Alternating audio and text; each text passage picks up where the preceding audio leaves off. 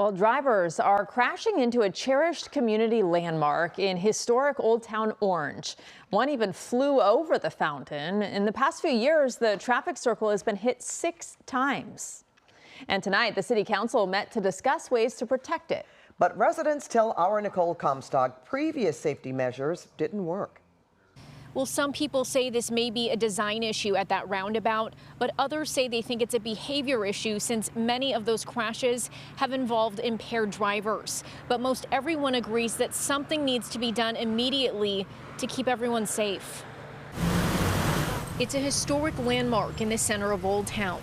The Orange Circle has a unique design featuring a public park with a big fountain in the center of a traffic roundabout. And locals love to enjoy the plaza, and there's a huge safety concern. But since 2018, Councilmember Ariana Barrio says there have been 44 accidents here where people drive onto the circle, sometimes plowing right into the fountain.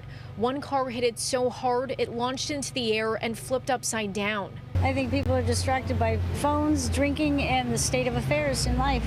That's why the Orange City Council is discussing additional safety measures for the circle, including adding more ballers, a median splitter island, rumble strips, boulders, or potentially even late-night closures. Virtually everyone that enters the plaza is just impaired, and they're not expecting to come across a traffic circle. Mayor Dan Slater says most of those accidents have been late-night DUI drivers. He says there have been consistent crashes here dating back to the year 1919, and it's time to finally put a stop to it. This is the heart of our city, so we're going to do whatever it takes to make it safe and to keep it alive for people, more generations to enjoy. Residents pointed out the previous safety enhancements, including bollards costing hundreds of thousands of dollars, have not solved the problem. We feel that the city may be rushing into putting yet another Band-Aid on this problem. This business owner says the focus needs to be on protecting people, not the fountain.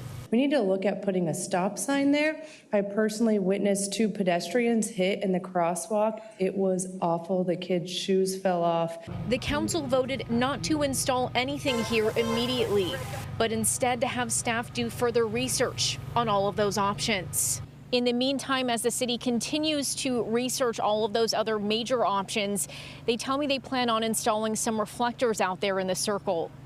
Reporting in Orange, Nicole Comstock, KCAL News.